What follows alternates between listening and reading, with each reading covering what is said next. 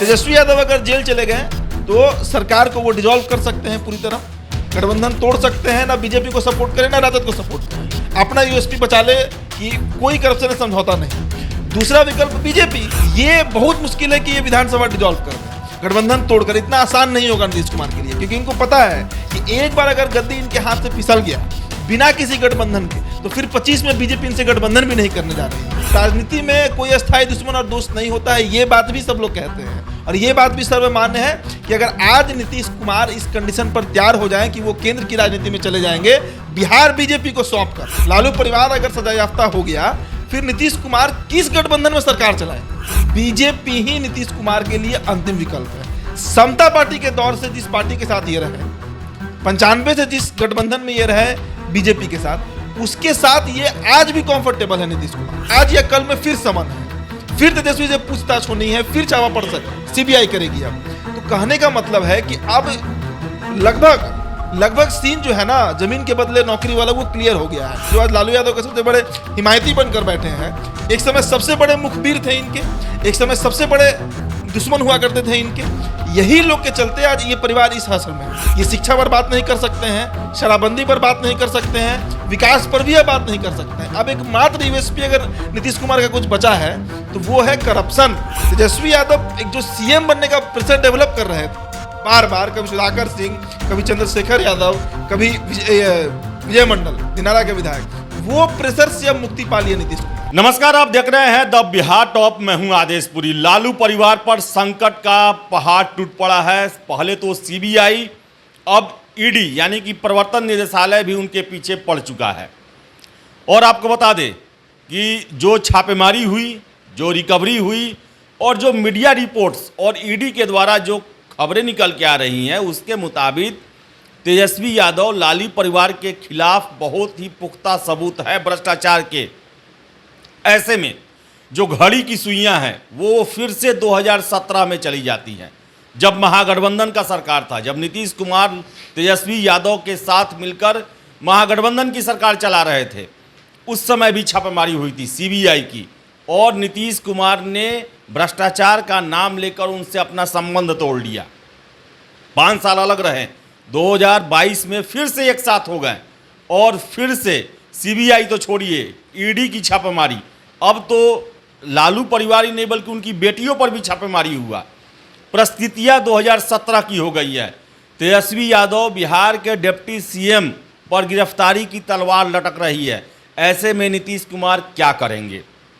क्या 2017 वाला काम करेंगे, या फिर अपने सिद्धांतों के साथ समझौता करते हुए तेजस्वी यादव के साथ सरकार में बने रहेंगे? हमारे साथ हमारे सहयोगी हैं उदित आर्यन, इनसे हम चर्चा करेंगे। उदित, क्या करेंगे नीतीश कुमार? 2017 वाली परिस्थिति उससे ज़्यादा गंभीर परिस्थिति बन रही है। नीतीश सिद्धांतों से समझौता करेंगे या फिर गठबंधन से अलग हो जाएंगे? देखिए, मुसीबत में लालू परिवार है, लेकिन दुविधा में नीतीश कुमार है। लालू परिवार दुविधा में नहीं है, उनको पता है, क्योंकि जिस तरह ईडी ने, परिवर्तन निदेशालय ने जो ट्वीट किया है, या जिस तरह से खबरें आ रही हैं, 24 ठिकानों पर छापा, 1 करोड़ रुपया कैश बरामद, 600 करोड़ का हेरा फेरी, सोने का बिस्किट, और जितना भी तथ्य सामने आया है अभी तक, उससे तो यह स्पष्ट तौर पर अब कहा जा सकता है कि कोई ना कोई इस मामले में जेल जाएगा। ये बात हम नहीं कह रहे हैं, ईडी का आप ट्वीट देखिए, ईडी के ट्विटर को अगर आप फॉलो करते हैं तो एक बात समझने वाला है कि जल्दी परिवर्तन निदेशालय इतना खुलकर नहीं लिखता है। जो ट्वीट है पहले वो देखिए, जो ईडी ने जो ट्वीट किया है उस पर स्पष्ट, और 2 दिन पहले का ट्वीट है, हम आज बता रहे हैं कि ED conducted searches at 24 location in the railways land for job scam resulting in recovery of unaccounted cash of ₹1 crore, foreign currency including $1900, 540 grams gold bullion and more than 1.5 kg of gold jewellery. ये बात स्पष्ट तौर से ED ने कहा है। और एक बात आप जान लीजिए, 2017 की जो आप बात कर रहे हैं आदेश जी, अगर कानूनी दृष्टिकोण से देखा जाए तो उस समय IRCTC का जो घोटाला का मामला चल रहा था, रांची से लेकर उड़ीसा वाला जो मामला था, सुजाता होटल वाला, उसमें आप समझिए, उसमें सीबीआई के द्वारा रेड किया गया था। और इस बार परिवर्तन निदेशालय यानी एनफोर्समेंट डायरेक्टरेट इस बात को लेकर ये बात कह रही है। अब दोनों में फर्क क्या है, पहले आप ये समझ लीजिए, हमारे दर्शक भी जान ले इस चीज़ को। कानूनी पक्ष है, सीबीआई अगर कोई भी रिपोर्ट किसी के खिलाफ कोर्ट में अगर उसको डालती है तो कोर्ट में वो परमिसिबल नहीं है। जैसे पुलिस डायरी होता है जो आईओ तैयार करते हैं, वो कोर्ट में परमिसेबल नहीं है।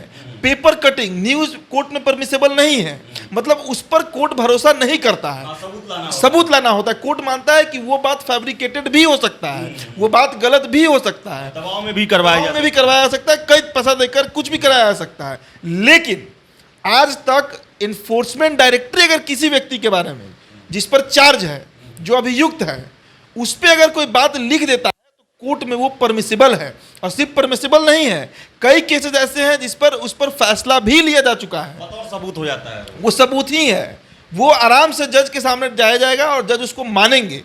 बाकी सीबीआई का जो है वो मजिस्ट्रेट के सामने दोबारा 164 जो सीआरपीसी का सेक्शन 164 है, उसके तहत बयान फिर से दर्ज कराना होता है और उसी बयान को कोर्ट मानता है। तो इस बार बुरे फंसे हैं लालू परिवार। इस बार लालू परिवार जो है ना वो पूरी तरह ट्रैप हो चुका है और अब स्केप रूट बहुत कम है। हम किसी तरह का कोई आरोप नहीं लगा रहे हैं, लेकिन ईडी जो ट्वीट किया है उसके हवाले से हम ये बात कह सकते हैं कि ये मामला बेहद गंभीर हो गया है। एक और बात, आज या कल में फिर समन है, फिर तेजस्वी से पूछताछ होनी है, फिर चावा पड़ सकती, सीबीआई करेगी। अब तो कहने का मतलब है कि अब लगभग सीन जो है ना जमीन के बदले नौकरी वाला वो क्लियर हो गया है। भोले यादव की गिरफ्तारी याद कीजिए, और भोले यादव सारी बातें बता चुके हैं, कुछ उनसे छुपाया नहीं गया, सारा बात वो बक दिया है प्रचार में आकर। तो ये परिवार अब फंस गया है, इसमें कहीं दो राय नहीं है, और इसका असर अब बिहार की राजनीति पर पड़ना तय है। 17 की परिस्थितियां और आज की परिस्थितियां मिल रही हैं, बस अंतर इतना ही है कि तब सीबीआई था, आज ईडी है, इसलिए आप दोनों है, हाँ दोनों है कह लीजिए। इसलिए आज का जो केस है ना वो ज्यादा मजबूत है 17 के बनिस्पत। अब नीतीश कुमार पर आइए। अभी नीतीश कुमार का अभी खबर आया जस्ट कि सपा से गठबंधन करने जा रहे हैं उत्तर प्रदेश। सपा से ये गठबंधन करेंगे उत्तर प्रदेश में। बिहार में जैसी स्थिति चल रही है, और कल ही आपने खबर किया और वो खबर बहुत ऑथेंटिक है, अब तो सुशील कुमार मोदी भी बोल रहे हैं कि ललन सिंह ही चाहते हैं कि जल्दी से इसका केस का निपटारा किया जाए।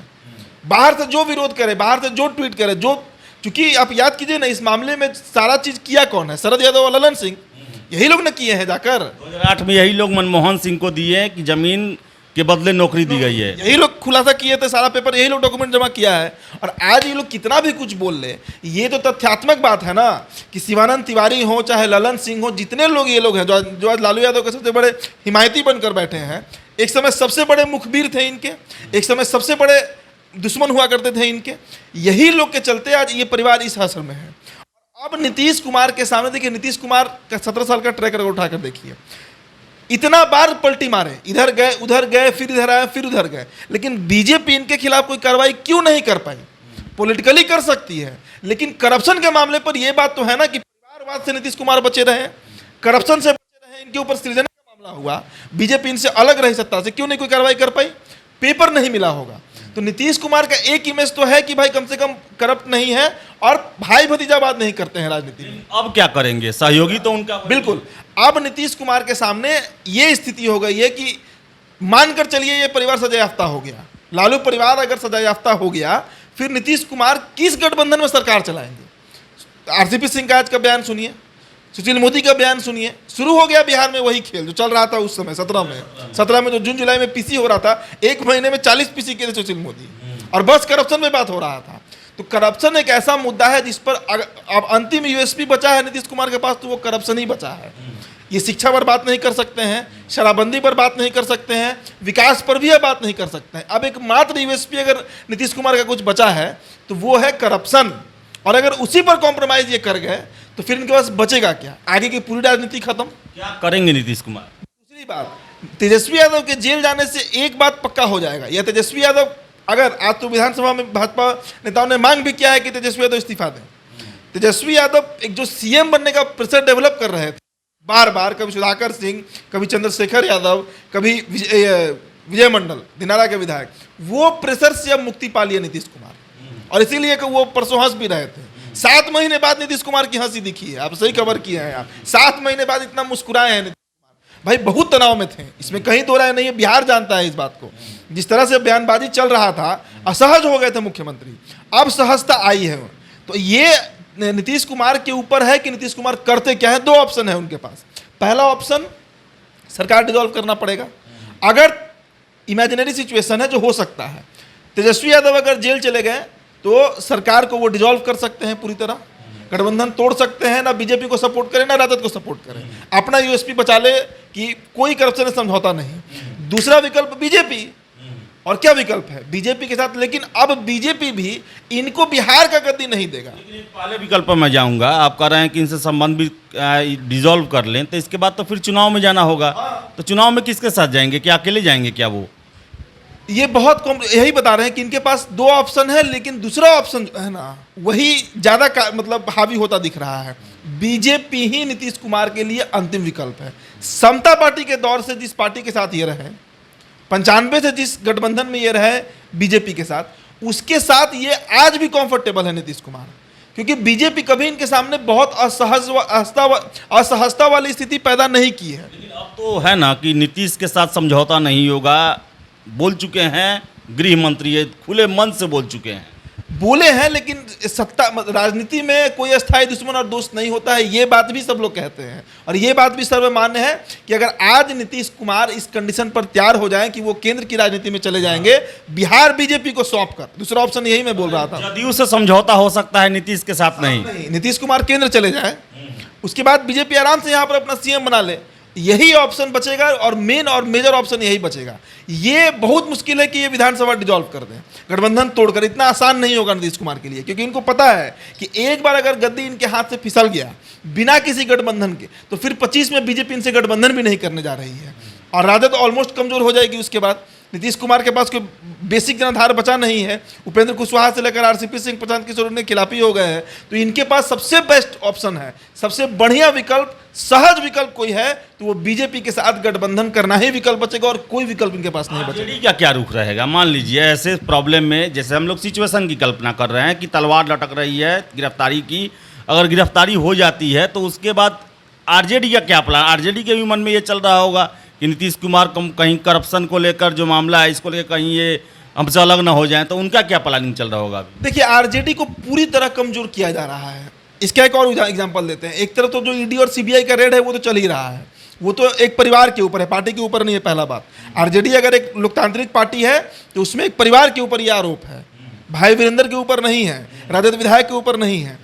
दूसरा चीज़ अभी आप समझिए, अभी मैंने एक खबर किया, खबर है कि 17 और 18 मार्च को सीमांचल में पद यात्रा करने निकल रहे हैं अवैसी। 2 दिन का उनका पद यात्रा है, और जो 4 विधायक तोड़े गए हैं सीमांचल से, उनका हिसाब मांगेंगे असदुद्दीन अवैसी, तेजस्वी यादव से।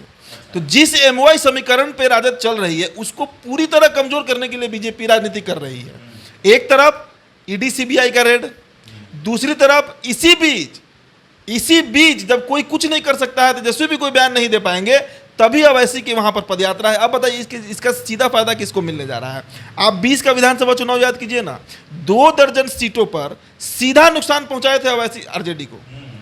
2 दर्जन सीट मुख्यमंत्री बनते रहे थे और 5 सीट जीत गए थे। और इस बार 24 में अगर उनका पत्ता चल गया, अब गोपालगंज का एग्जाम्पल है, वहां पे हारे, अगर 24 में अवैसी का पत्ता चल गया तो कितना बड़ा नुकसान होगा सीमांचल से लेकर और उधर पूरा कोसी पूर्णिया का इलाका में। करीब 4 लोकसभा सीट है उधर, अगर जोड़िए तो चारों पर आरजेडी को डैमेज करेंगे।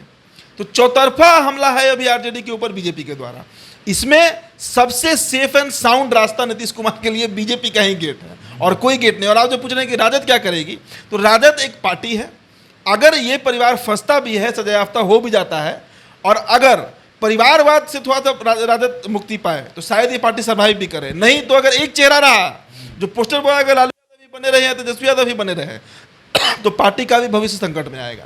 एक और चीज़ है कि अगर मान लीजिए कि जेल हो भी जाता है, तब भी आरजेडी नीतीश को समर्थन करते रहे, नीतीश शासन चलाते रहे, क्या ऐसा भी सिचुएशन हो सकता है क्या? बहुत कम चांस है, बहुत कम चांस है। आज अगर इतना ही लोकतांत्रिक ये पार्टियां होती, अब मैं खिलाफ नहीं बोल रहा हूं, तो कांग्रेस का वो हश्र नहीं हुआ रहता जो आज हो गया।